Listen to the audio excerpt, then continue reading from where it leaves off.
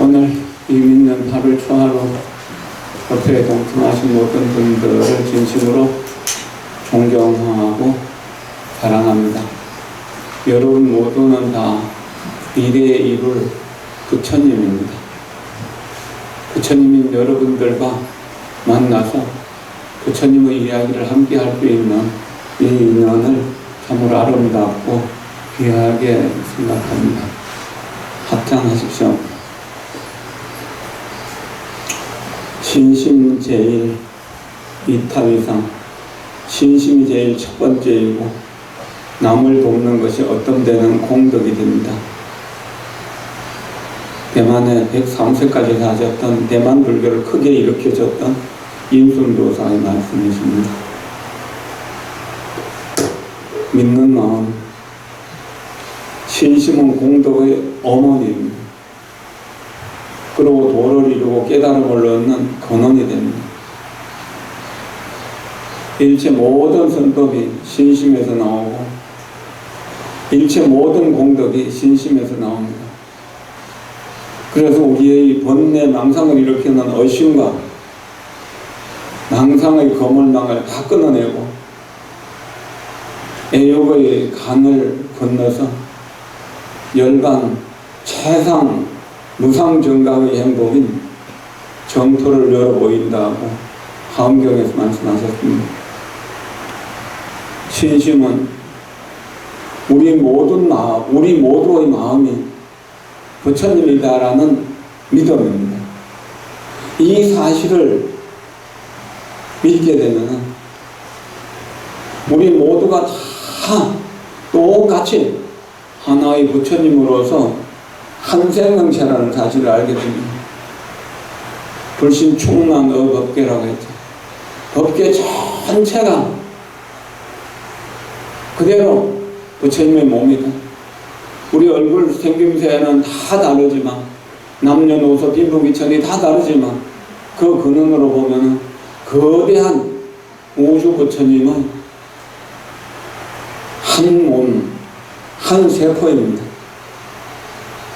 이러한 사실을 믿을 때 우리는 서로가 서로를 깊이 있게 사랑하고 서로를 존중하고 서로를 위해서 무언가 할 수 있는 공덕이 이루어지게 됩니다. 남들은 다 내 마음속에 있고 나는 남들 마음속에 있습니다. 그래서 남을 돕는 것은 나 자신을 돕는 것이고 남을 해치는 것은 나 자신을 해치는 것입니다. 자기 자신을 해치지 않고 남을 도울 수 있는 방법은 없습니다. 그와 마찬가지로 남을 돕지 않고 나 자신을 도울 수 있는 방법도 없습니다. 이것이 부처님 깨달음의 말씀인 것입니다. 자비심, 남을 돕는 거룩한 사랑의 마음이 그 사랑의 마음의 크기가 깨달음의 크기인 것이고 그러한 믿음이 자기 완성이고 또 남을 돕는 다른 사람의 완성이라고 이렇게 이야기할 수도 있습니다. 좀 편안히 앉으십시오. 역사적으로 훌륭하신 분, 성공해서 세상의 큰 빛을 남기신 분들에게는 지극한 정성으로 도와주었던 어머니가 있습니다. 아버지가 있습니다. 그리고 아내나 남편이 있습니다. 부모의 또 조상의 공덕이 모여서 자식의 앞길이 열리게 된다는 것입니다. 이건 굉장히 중요한 의미를 가집니다. 여러분들이 여러분들의 자녀들을 위해서 기도하고 명상하고 공덕을 지으면서 자식의 행복이 곧 나의 행복, 부모의 행복이라는 사실에 대한 깊은 믿음을 갖게 되면 우리는 남을 돕지 않고는 살 수 없는 그런 마음이 되는 겁니다. 그리고 그런 공덕에 의해서 자기 자식들의 앞길은 자연스럽게 열립니다. 오늘 엄마들이 모여서 100일 기도를 한다고 수강보전에서 열심히 기도하고 있고, 여기 모인 불자들도 역시 가족들의 행복을 위해서 이렇게 모였습니다. 이렇게 기도하고 명상하고 법회하는 것이 결코 헛된 사실이 아니라는 사실을 여러분들은 깊이 믿어야 됩니다. 한 방울 한 방울의 물이 모여서 바다가 이루어집니다. 한 줌 한 줌의 흙이 모여서 태산이 됩니다. 그와 같이 작은 공덕 하나하나가 모여서 큰 공덕이 되고, 이렇게 큰 공덕을 짓는 수많은 사람들이 모여서 이 세상을 바꿀 수 있습니다. 이 세상이 고통으로 가득 찬 세상이 아니라 행복이 넘쳐나는, 웃음꽃이 피어나는 그런 세상을 만들 수 있는 능력을 우리들이 다 가지고 있습니다. 우리 모두가 다 부처님이라는 사실에 대한 확신을 하려면 무엇이 어렵겠습니까? 무엇을 못하겠습니까? 모든 것을 이룰 수 있고 모든 것을 성취할 수 있는 그러한 가능성이 우리 모두에게 있다는 사실, 이것을 깊이 이해해야 됩니다. 그런다면 우리의 삶은 훨씬 더 복된 쪽으로 바뀌게 됩니다. 변화시킬 수 있는 능력이 우리 자신에게 있습니다. 남에게 매달릴 것이 아닙니다. 부처님을 말미암아서 우리가 부처님 법을 알고 행복으로 갈 수는 있지만 부처님이 우리를 행복으로 데려다 주지 못하는 겁니다. 우리가 매일매일 선근과 복덕을 지어서 그 선근 복덕이 가득한 사람들이 함께 모여 사는 곳, 그 자리가 극락세계입니다. 우리가 평생을 선근 공덕을 지어서 모든 제업이 선근 공덕으로 덮였을 때 우리는 극락세계에 자연스럽게 태어날 수 있습니다. 그래서 문수, 모형, 간음세제 이런 대보살들, 십지보살을 훨씬 뛰어넘어서 부처님의 경지와 거의 가까이 간 등각보살들과 함께 어우러져 살게 됩니다. 우리가 우리보다 못한 사람들과 늘 만나 살면 우리는 하향평준에 대해서 우리보다 훨씬 못한 사람들입니다. 그러나 우리보다 훨씬 뛰어난 그런 선지식들, 그런 보살들과 함께 살게 되면 우리는 날마다 일취월장해서 불보살의 지위에 가기가 쉽습니다. 제3선인 부해일체, 모든 어떤 가는 성인들, 선한 사람들이 함께 모여서 사는 곳, 그곳이 바로 극락세계라고 했습니다. 다시 한번 합장하십시오. 가장 선한 사람들이 함께 모여 사는 곳, 이 자리가 극락세계라고 아미타경에서 말씀하십니다. 극락정토에 한번 왕생하게 되면 그와 같이 훌륭한 모임에 들어가게 되므로 반드시 왕생하기를 발언해야 합니다. 지금 여기에서 내가 발언하는 순간 극락세계의 연꽃이 피어나는 것입니다. 상선인, 가장 훌륭한 선건을 갖춘 사람들은 언제나 부처님을 생각합니다. 부처님을 생각하는 그 순간 부처님이고, 부처님을 생각하는 그 마음으로 말하니까 말하는 것도 부처님 공덕이 되고 행실 하나하나도 전부 다 부처님 공덕이 됩니다. 이렇게 공덕과 복덕이 갖추어졌으므로 언제나 남들을 돕는 일도 하게 됩니다. 남들을 돕는 복덕의 행은 언제나 연불할 수 있는 성건의 자량이 되고, 언제나 연불하는 성건은 복덕을 정장하여 정토에서 퇴전하지 않는 불퇴전의 공덕을 낳습니다.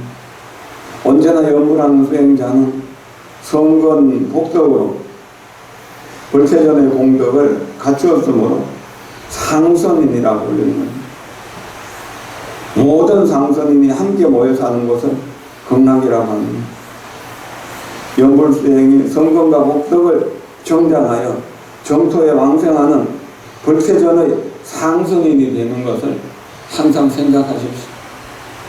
극락세계의 공덕을 생각하면서 하루에 10,000번 이상 연불 하도록 하십시오. 편히 앉으십시오.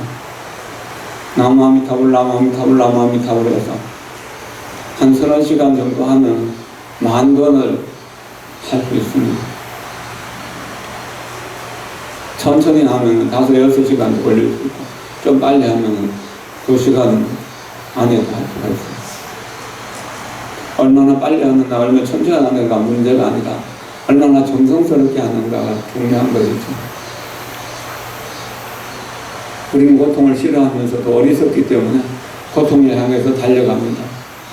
행복을 좋아하면서도 어리석기 때문에 행복으로 가는 길은 고통이라고 생각하면서 싫어하고 두려워하고, 그래서 공덕을 짓는 자리는 외면하고 죄악을 짓는 자리는 열심히 달려갑니다. 맛있는 음식을 먹고 술을 마시고 이렇게 잡담하는 그런 자리는 재미있는 시간이라고 합니다. 법문 듣고 기도하고 명상하는 시간은 지루하고 짜증스럽다. 이것이 우리가 선거리 부족하고 복덕이 부족한 일입니다. 간혹 법문을 듣다가 눈물을 흘리시는 분도 있고, 또 이렇게 상담하면서 눈물을 흘리는 이들도 있습니다. 부처님 법문을 듣고 눈물을 흘릴 정도로 감동하는 사람, 이런 사람들은 선건이 있는 사람입니다. 이런 사람들은 죄와 이렇게 업이 녹아내리는 것을 느끼는 겁니다. 땀을 흘리거나 눈물을 흘리면서 기도하는 것도 죄업이 녹아내리는 하나의 현상입니다. 꿈속에서 부처님을 뵙고 스님들과 함께 수행하는 어떤 것을 느끼거나, 또는 관세음보살이나 부처님이 감로로 이렇게 머리에 물을 부어주거나 맑은 청경수를 부어주거나, 또는 가사로 덮어주거나 손으로 이마를 만져주면서 소원을 이루어주겠다고 하거나, 이런 것들이 모두 다 꿈속에서 받는 영험일 수 있습니다. 그러나 현실 속에서 우리가 지런히 연구를 하면서 부처님 법에 대한 조언하는 마음, 그래서 부처님께 예견하기를 좋아하고 부처님 경전 읽고 배우기를 좋아하고, 또 그렇게 수행 공동체 공양하기를 좋아하는 이런 마음, 또 생명 살리는 방생업을 좋아하고 남을 돕는 이타적인 도시를 좋아하는 이러한 마음을 내는 그것이 바로 부처님 세계로 가고 있는 길이고, 우리가 선건과 복덕이 자라나는 모습을 보는 것입니다. 처음 절에 오신 분들 천수경 따라하는 것이 굉장히 힘들었을 때, 특히나 심야하고 대단한 외울 때는 모든 그 앞뒤가 자꾸 헷갈리고 외워도 외워지지 않던 것이 한 번 하고 두 번 하고 세 번 하고 이렇게 매일매일 하다 보면 자연스럽게 외워져서 눈을 감고도 잘할 수 있잖아요.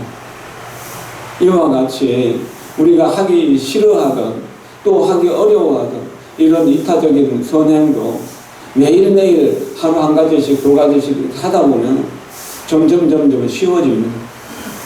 아마 100일 기도를 시작하신 엄마들, 난 100일 동안 한 번도 빠지지 않고 기도해야지 하는 마음을 냈지만 빠져야 될 사정들이 생기고, 또 절에 오기 싫다, 또 연불하기 싫다, 기도하기 싫다, 지루하다 뭐 이런 생각을 내시는 분도 있을 거예요.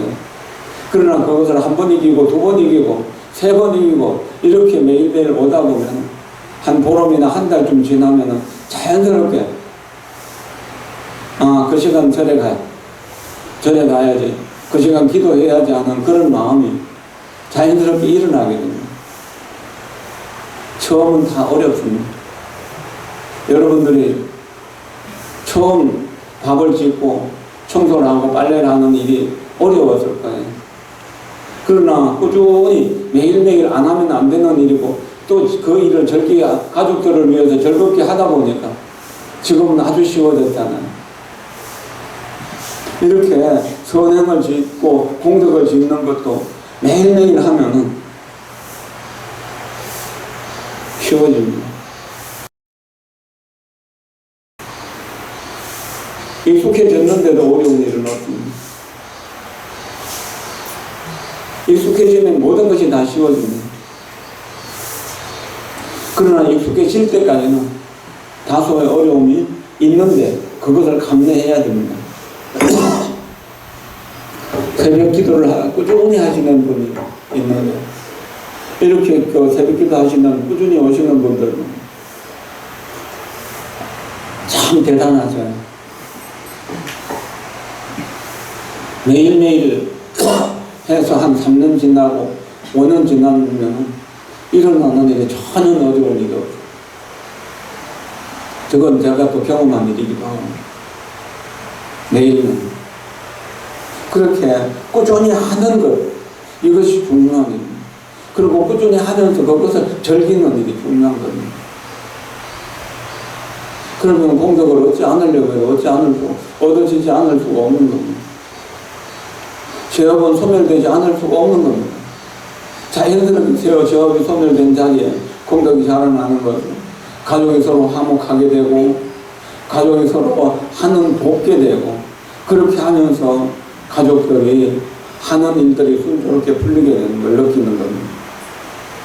그리고 조바심 내고 걱정하고 근심하고 화를 잘 내던 사람들도 한 3년 정도, 1000일 정도 작정하고 나는 화를 내지 않겠다고 원을 세우고 기도하면서 공부하면 자연스럽게 화를 덜 내게 되고 욕심도 덜 내게 되고 평화롭고 안정된 것이 이루어집니다. 부처님이 왕궁의 부귀를 버리고 출가했던 것을 생각해 보십시오.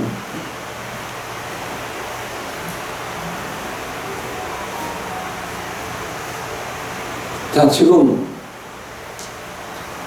몇 푼의 재산 있는 것, 그거 버리는 것이 얼마나 어려운 일입니까? 그런데 왕궁의 부귀를 버리고 사랑하는 아내와 자식을 버리고 존경하는 부모를 버리고 왕궁의 그 부귀 영화를 버렸다는 것, 얼마나 대단한 일입니까? 부처님은 그것을 결단하신 거예요. 이런 걸 생각하면 부처님 법이 얼마나 귀한 것인가 알 수 있습니다. 그렇기 위해서 그 하나의 고통을 스스로 선택하신 겁니다. 그렇게 참을 수 없는 고통을, 견딜 수 없는 고통을 참고 견뎌서 깨달음을 얻으셨고 그 깨달음의 길을 우리에게 주신 겁니다. 부처님의 고행을 생각하면, 조사 스님들의 고행을 생각하면 우리가 겪는 이러한 것은 전혀 문제가 되지 않습니다. 전혀 어려운 것이 아닙니다. 너무 쉽게, 너무 편하게 사는데 익숙해져서 조금 힘든 것도 못 견뎌야 하는데 이래가지고 우리가 진정으로 행복한 것을 얻는다는 것은 불가능한 일입니다. 하루만 한 번 어떻게 해? 이렇게 생각하지 말고 나는 하루만 한 번 할 수 없다면 1000번 해야지. 그래갖고 매일매일 1000번씩 108연주 10번 걸리면서 아미타불을 부릅니다. 그렇게 해서 어느 정도 익숙해지면 2000번으로 내리고 또 3000번으로 내리고 그렇게 해서 5000번으로 내리고 이렇게 10,000번으로 내릴 수 있어지는 겁니다. 그리고 하루에 한 가지씩 선행을 할 수 없다면 일주일에 한 번이라도 내가 선행을 하겠다고, 한 달에 한 번이라도 선행을 하겠다고 생각하십시오. 그렇게 선행을 하다 보면 차츰차츰 선행하는 횟수가 늘어지게 됩니다. 그렇게 하면서 선행은 아주 쉬워지는 겁니다. 문을 닫고 에어컨을 켜시죠. 모두 더운 것 같은데 문을 닫고 에어컨도 켜세요. 저 뒤에도 그렇고 앞에도 그렇고. 네? 안 덥습니까? 뭐 더워하시는 것 같아서 다시 합장하십시오. 연불이란 입으로만 하면 송불이요, 마음으로 해야 연불입니다. 입으로만 부르고 마음으로 생각하지 않으면 돌을 닦아도 이익됨이 없습니다. 서산대사의 성가구감에서 하신 말씀입니다. 그 주위에서 남아미탑을 이 6글자 법문은 결정코 윤회를 벗어나는 지름길입니다. 마음으로 부처님과 그 세계를 생각하여 잊지 않고 입으로 부처님의 명호를 분명하게 불러서 산란하지 않아야 합니다. 이와 같이 마음과 입이 합치되는 것이 여불입니다. 옛 선지식들이 이러셨습니다.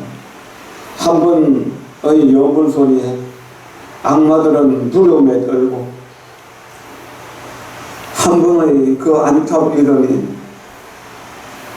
저성의 그 문에서 문서에서 이름이 지어지며 극락세계에서 황금 연못에 연꽃으로 피어난다는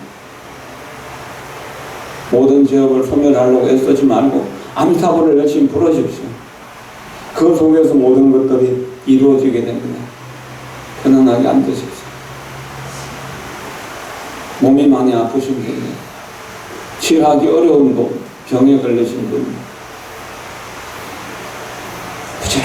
부지런히 나무 아미타불을 부르십시오. 그렇게 아미타불을 부르다 보면 훌륭한 의사를 만나서 치료할 수 있는 힘을 얻게 됩니다. 매일매일 기도하시는 분, 건강하고 또 병에 걸리셨던 분들도 또 다시 건강을 회복하는 경우들도 있잖아요. 우리 감사에 매일매일 기도하러 오시는 홍원영 보살님 같은 분, 또 저 해운대에서 하시는 삼명화 보살님 같은 분, 다 살 수 없다고 생각했는데 전 계속 생명을 건강하게 유지하고 있고 또 평소에 건강했던 사람보다 훨씬 더 잘 살고 있잖아요. 가족의 화목을 위해서 매일매일 500배씩 300배씩 절을 하시는 분들, 매일매일 연불을 하시는 분들, 그런 공덕으로 가정이 평화롭고 행복해진다는 겁니다. 어버이 장애를 극복하는 일은 몸과 마음을 단련하는 일입니다. 옛날에 성자 철자 큰 스님은 행사 백년함 계시면서 3000배 하는 사람이라 나를 만날 수 있다고 말씀하셨습니다. 3000배 하면은 큰 스님을 만날 필요가 없는 거죠. 이미 부처님을 만나서 공덕을 이루게 되는 거예요. 그리고 3000배 하는 그 마음으로 세상 일을 한다면 무슨 일을 이루지 못하겠습니까? 수행은 고행입니다. 원효스님은 부처님께서 극락세계를 장엄한 것, 불국토를 장엄한 것은 무량한 세월 동안 욕심을 버리고 고행한 까닭이라고 했습니다.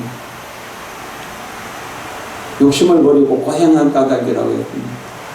근데 우리가 이 윤회 세상에서 고통을 받는 것은 이 윤회 세상을 벗어나지 못하고 고통을 받는 것은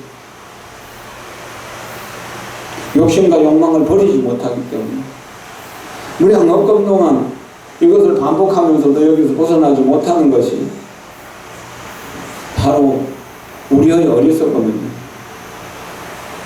우리가 무슨 문제를 가지고 있는지 사유해보지 못합니다.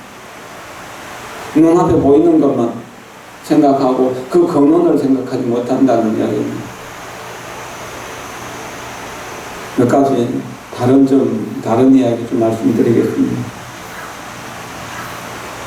기도를 하거나 명상을 하거나 또 일상의 사업을 위해서 무엇을 한다고 하더라도 무엇이 바른 것인가, 무엇이 그런 것인가, 삿된 것과 바른 것을 어떻게 분별할 수 있을까? 지금도 무당을 찾아가서 자기의 미래를 점치거나 그쪽에서 또 구설하라고 권하는 소리를 듣는 사람들도 있을 겁니다. 어리석기 때문에 우리 마음이 본래 부처라는 사실에 대한 확신, 궁극적인 실체에는 선악과 시비가 원래 없다는 사실을, 그 개념을 초월한다는 사실을 알면은 우리는 좀 더 자유로울 수 있습니다. 그런 속에서 생각을 하면은 세상의 이치와 함께 하기 때문에 그 생각이 옳은 생각이 됩니다. 옳은 생각은 옳은 나를 만들어내고 옳은 말은 또한 옳은 행위를 만들어냅니다. 이렇게 해서 옳은 사람, 좋은 사람으로 살 수 있는 길이 열립니다. 숨을 들이쉬면서 내 마음이 극락정토, 내쉬면서 내 성품이 아미타불, 내 마음이 극락정토, 내 성품이 아미타불, 내 마음이 극락정토, 내 성품이 아미타불. 이렇게 명상을 하면은 우리가 혼탁한 마음이 맑아지는 것을 느낍니다. 그러면 내가 생각하는 것이 틀렸다고, 틀릴 수 있다는 것도 인정하면서 다른 사람과 대화가 원만해질 수 있습니다. 1945년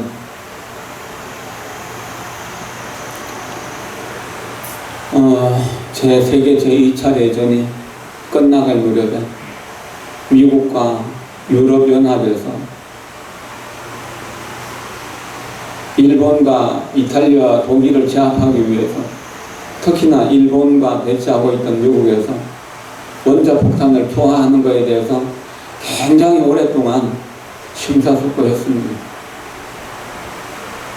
그렇게 해서 히로시마라고 하는 일본의 도시에 원자폭탄을 하나 투하했습니다.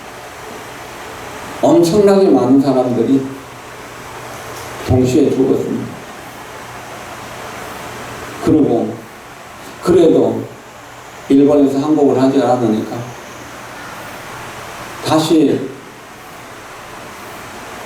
어디입니까? 또 하나를 더 투하했죠. 그러고 나서 일본 국왕이, 일본 황제가 항복 선언을 했습니다. 그 항복 선언을 한 것이 1945년 8월 15일입니다. 우리나라가 연합군의 힘에 의해서 독립을 하게 되어서 햇빛을 다시 봤다 해서 광복절이라고 그렇게 이름을 붙인 겁니다. 우리 힘으로 독립했다고 보기는 좀 어려운 부분입니다. 미국을 비롯한 연합군들의 도움이 있었기 때문입니다. 그러나 그 원자폭탄을 투하한 것이 과연 옳은 일이었는가? 이 부분은 두고두고 더 많이 생각해 봐야 될 일입니다.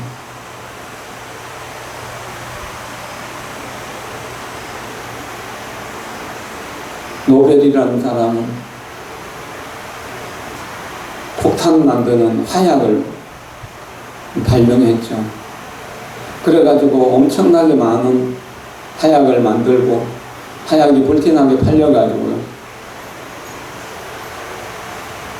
돈을 엄청나게 많이 벌었습니다. 그런데 화약이 대포가 되고 무기로 되는 것을 보면서 자기가 그 화약 만든 것을 후회했다고 합니다.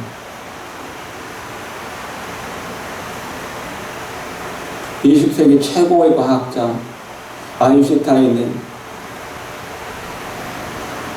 상대성 이론이라고 하는 물리학의 원리를 발견했습니다. 그런데 그것이 핵무기의 근거가 된다는, 그 이론이 된다는 사실을 알게 되고 굉장히 많이 후회했다고 합니다.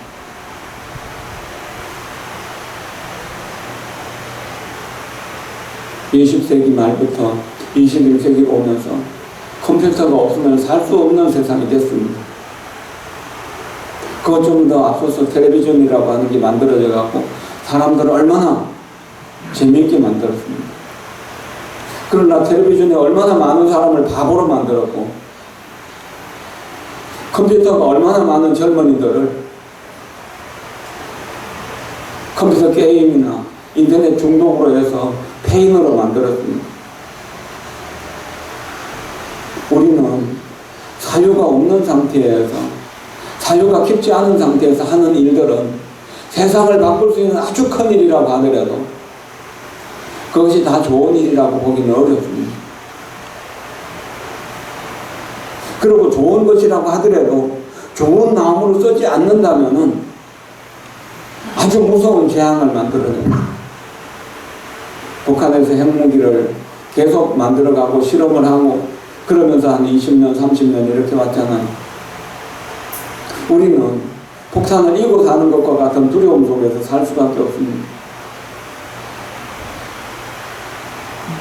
우리는 경제개발을 해서 의식주가 걱정하는 사람, 의식주를 걱정하는 사람이 없는 상태가 됐는데 북한에는 핵무기 만들으라고 의식주가 해결이 안 돼가지고 굶어 죽는 사람들이 속출한다고. 한겨울이 나고 나면 얼어 죽는 사람들이 속출한다고. 그래서 얼마나 많은 사람들이 여기는 살 수 있는 곳이 아니다 하고 탈북을 합니까? 우리나라에도 수만 명이 와 있고 또 중국이나 다른 나라로 또 탈북한 이들은 또 얼마나 많겠습니까?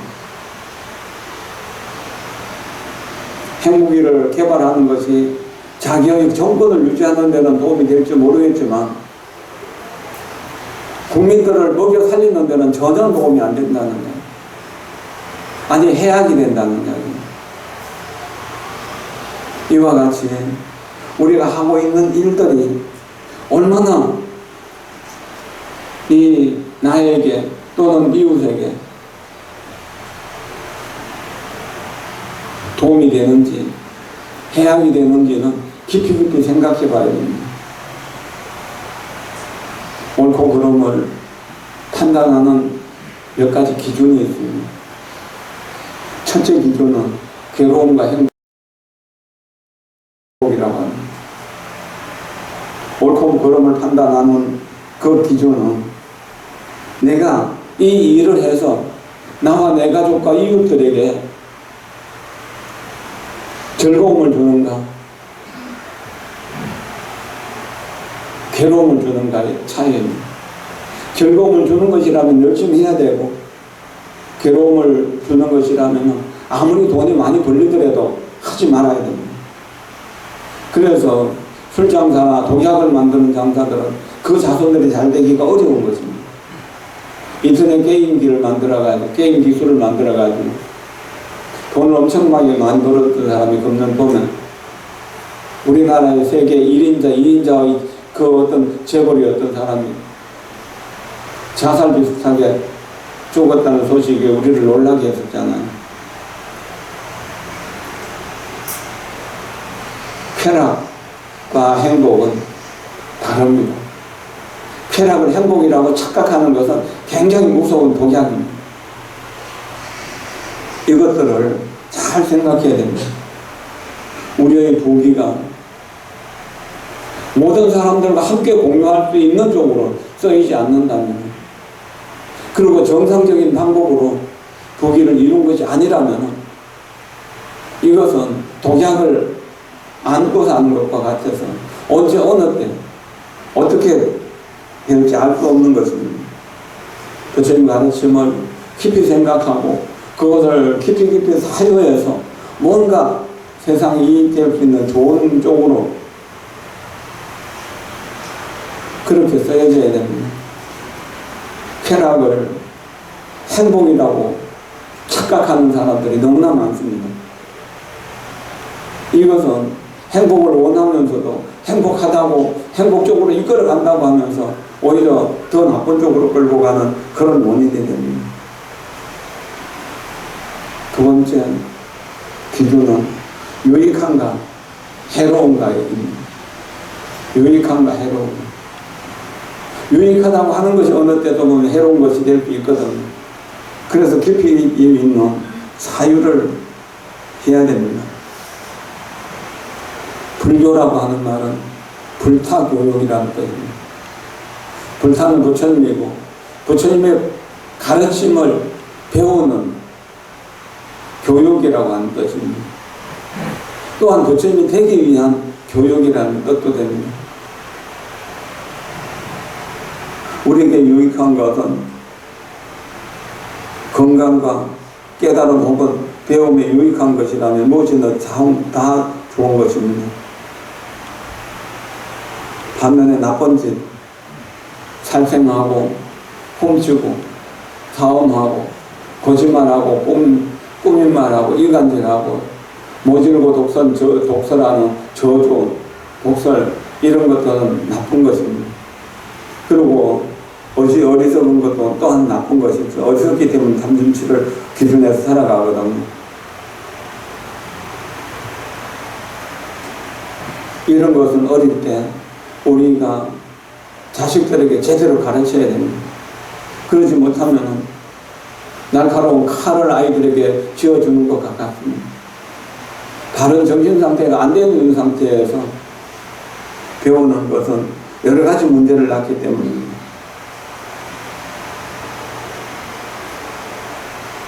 술을 마시면 즐겁다고 생각하는 이들이 많습니다. 고기를 먹으면 즐겁다고 하는 이들이 많습니다. 그러나 술과 고기는 끝내 우리들의 건강을 해치고 또 우리들의 평화를 해칩니다. 중국 사람들은 남들하고 어떤 계약을 하는 중요한 일을 할 때 술집에서 잔뜩 술을 먹여놓고 정신이 해롱해롱 할 때 가문 이슬로 계약을 한다고 합니다. 그때 사인하고 그때 도장 찍었던 것이 뒤에 가면은 발등을 찍는 일을 허다한다고 합니다.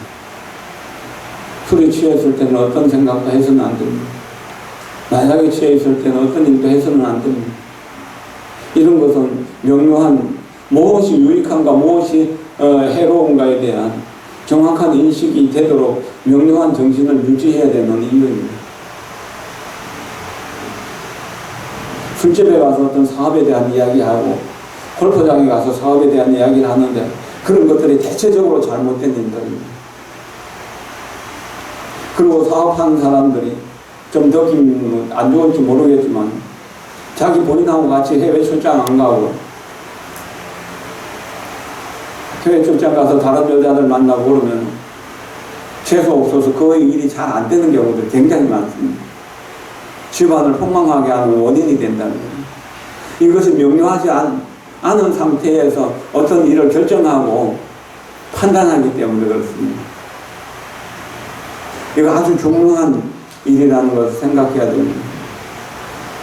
그래서 세 번째로 이어지는 판단 기준은 내가 지금 미혹한가? 내가 명료한 깨달음 속에서 살아가고 있는가? 인감도장에는 상하 표시를 안 한다고 그렇습니다. 왜냐하면 도장을 찍을 때 찍어야 되는지 말아야 되는지 한 번 더 생각해 보라고 합니다. 그건 명료한 판단을 해야 되기 때문입니다. 옛날에 어른 스님들이 소물 사오고 큰 스님 하면은 백지에다가 그냥 인감이나 지 찍어줘가지고 절 재산들이 많이 날아간 일들이 있었습니다. 그런 이야기들을 들었습니다. 그리고 요즘도 친구들하고 이야기하면서 여기에 그냥 사인만 하면 된다고 해가지고 아주 곤란을 겪는 이들도 제법 있다고 합니다. 특히나 이제 술 한잔 얻어먹고 그냥 술 취한 상태에서 어떤 일을 하게 되면 거기에 빠지는 경우들이 엄청 많습니다. 정말로 명료한 정신 상태가 아닐 때는 아무것도 하지 마십시오. 결정을 내리기 전에 자신으로 돌아와서 명료한 심리 상태가 될 때까지 명상하십시오. 숨을 들여쉬면서 내 마음이 극락정토, 내쉬면서 내 성품이 아미타불, 내 마음이 극락정토, 내 성품이 아미타불, 내 마음이 극락정토, 내 성품이 아미타불, 내 마음이 극락정토, 내 성품이 아미타불. 편안하게 앉으십시오. 그 다음 네 번째 기준. 이것은 길을 열어야 되는가, 길을 막아야 되는가, 좀 가릴 알아야 됩니다.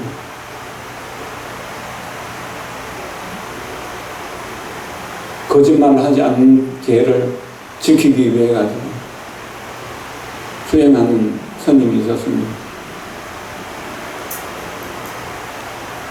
어떤 사람이 와서 귀마암기를 본 일이 있는, 그 사람 방금 저쪽으로 갔다고 정확하게 가르쳐 준 겁니다. 진실을 말한 겁니다. 근데 그 사람, 두 사람 사이에 원한관계가 있어요. 칼을 갖고 와서 사람 찾아가서 죽여버렸습니다. 진실을 말했는데 살인을 도왔던 일이 됩니다.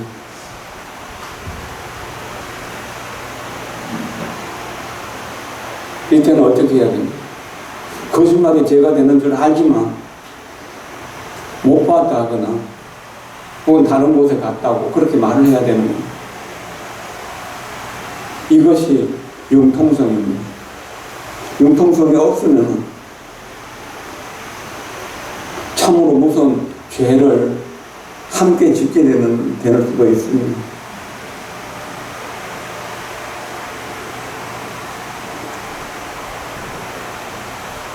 그러니까 그렇게 물었을 때 그 사람의 의도를 잘 알고 그 사람의 의도를 바꿔줄 수 있어요.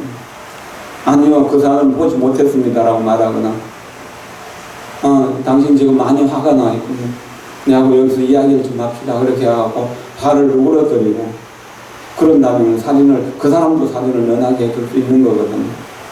이것은 아주 중요한 일이기 때문에 진짜 거짓말이라고 하는 것을 해야 될 때와 하지 말아야 될 때, 그 밖에 다른 것들도 그와 같은 일들이 들어 있을 수 있습니다.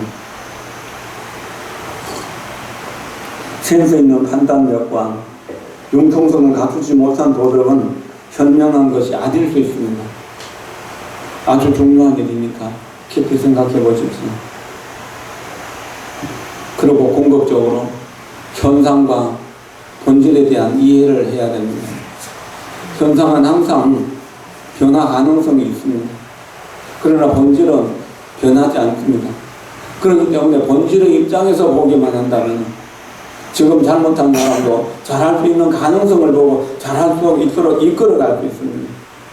그래서 죄를 벌하는 것보다는 죄를 끌어안고 그 사람을 변화시키는 쪽에다가 비중을 두고 살아갈 수가 있는 것입니다. 중요한 일이죠.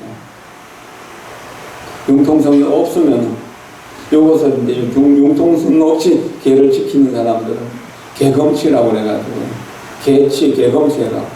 나는 이 일을 하지 않으면 안 돼 하면서 천하가 뒤집혀져도 난 이 일을 해야 된다고 하면서 다른 사람에게 미움받고 다른 사람에게 이상한 사람 소리를 들으면서도 자기를 변화시키지 못하는 고집 피우는 그런 사람들이 될 수 있습니다. 이런 경우도 있습니다.